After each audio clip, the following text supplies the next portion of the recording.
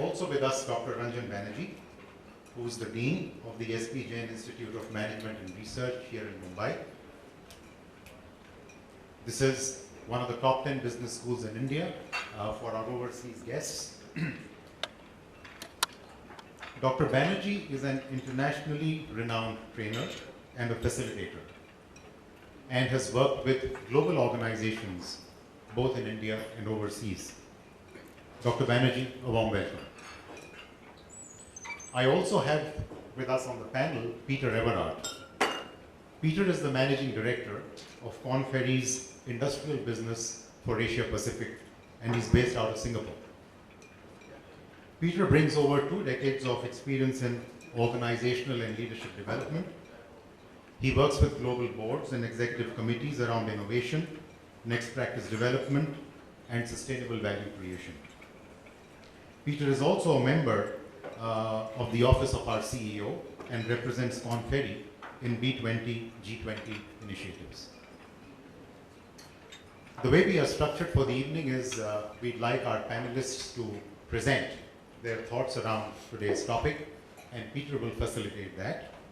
But before we start, I'd also like to introduce Warren Harding to you. Warren's a senior client partner and the leader of our energy and oil and gas business based out of Australia. He brings over 20 years of consulting experience with Accenture, with PwC and Deloitte.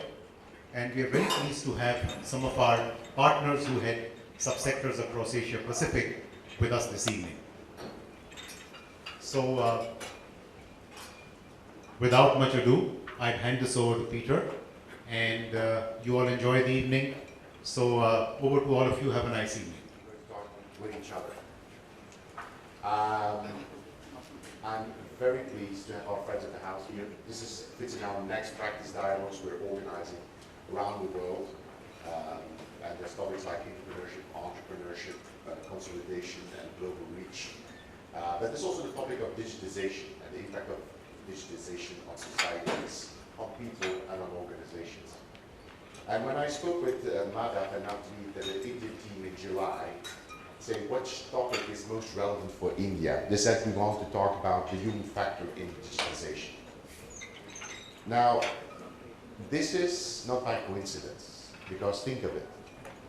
Korn Ferry considers India as maybe the most important digital nation. If you think of it, the median age in India, 27, you have more digital-born babies than anybody else in the world.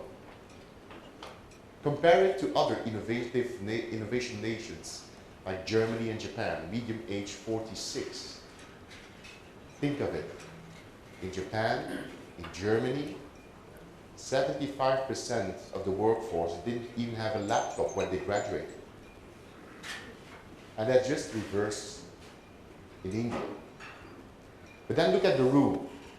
You're all CEOs and executives and decision makers. How many of us are digitally born?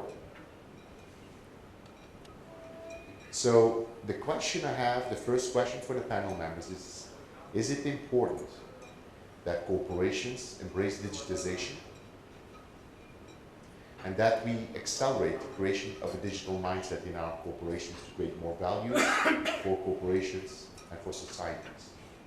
So first question to Dr. Kumar, how do you see digitization and the importance of creating a digital mindset? Thank you. So, I mean, all of you are, I'm sure, steeped in this every day, so I don't know if I have much to add which is new, but you know, I see it as fundamentally for us as 2 different things. One is, how can we deliver what we were delivering in the past in a better way to using the digital power? And the digital power is now coming together because of a confluence of different technologies and phenomena. Clearly social media is one, the cloud is another, the mobile phone as the main access for the digital world is a third, the Internet of Things is the fourth, and as these things come together, you know, we can reimagine how we are doing business and how we connect with our customers. And I think on all of those fronts, I think every company is doing something or the other. But I don't know if we are pushing, at least I can say for myself and for those companies that I interact with within my target group, I don't know if we are pushing hard enough. And the question is for us to push harder.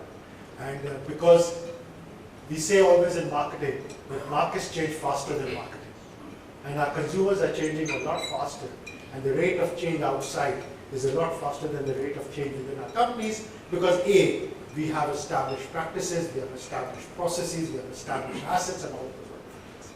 And these things, that brings me to the second point that I'd like to make is, that the second point I'd like to make is, it's not only about reimagining what we do today in a more efficient, more customer-centric, and a more relevant way for the digital world. It's about the disruptive business models that are coming. And these disruptive business models are highly challenging because you have people who are very young, who have no assets, no resources, but they have a lot of imagination. And their imagination is what's beating our resources. So if I give you an example, at least two which are very well known and all of us know it. For example, if I take Airbnb. Airbnb this year is going to add, in 2016, is going to add more hotel rooms than the Taj Group has. And they're going to do it in less than a month.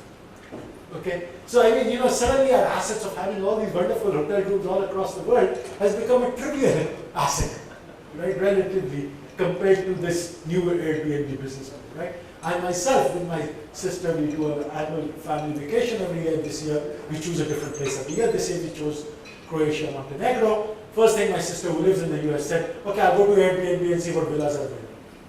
She never asked me, do you have any Taj hotel there? Never even thought about it, right? I mean, it doesn't even happen. A second example, which of course all of us are also very familiar, is Uber. It's the same thing, We are selling cars to individuals. Yesterday was the first yellow cab company, San Francisco, filed for bankruptcy. First yellow cab company that has filed for that. I suspect is the first of many. And their reason for filing for bankruptcy, they said, was not so much about the consumers. It was interesting. They said, we can't get drivers because the drivers are running off to Uber. Right? Would you rather work for a yellow cab or would you rather be your own entrepreneur, deciding your own hours, doing what you feel like instead of you have the car from 12 to 12 hours, this is the amount of money I expect. I was in Singapore in November where Peter lives. The taxi driver was abusing Uber. He said they didn't do any training, they didn't do anything, they do whatever they feel like.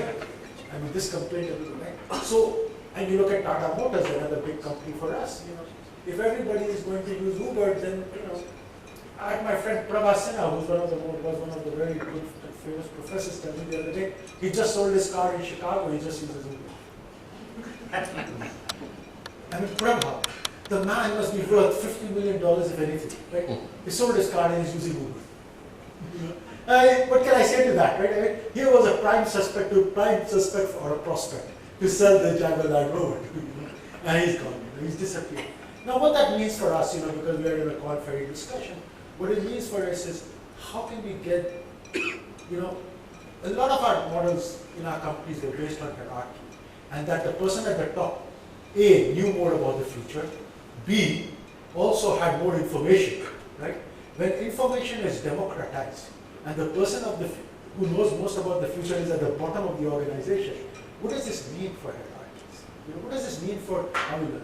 And so we are trying to do things like, when you're flaying now, you're flaying. So you're trying to do things like reverse mentoring. Okay, let's get every adult to have a young employee as a reverse mentor to teach us about the future. So we are trying, but there's no good answer. We're struggling to find that answer, right? And so that's part of our challenges, And how do you get people excited for working for 100? Our biggest strength, we have been here for 147 years. A young kid comes to me, he looks at me, he says, "That's your biggest weakness." It's true, but it's always true, right? In our strengths lie our weaknesses. If we can somehow take our resources and marry it with the imagination of the startups, we have a winning formula. But it's not that easy to do. Well, Dr. Kumar is a very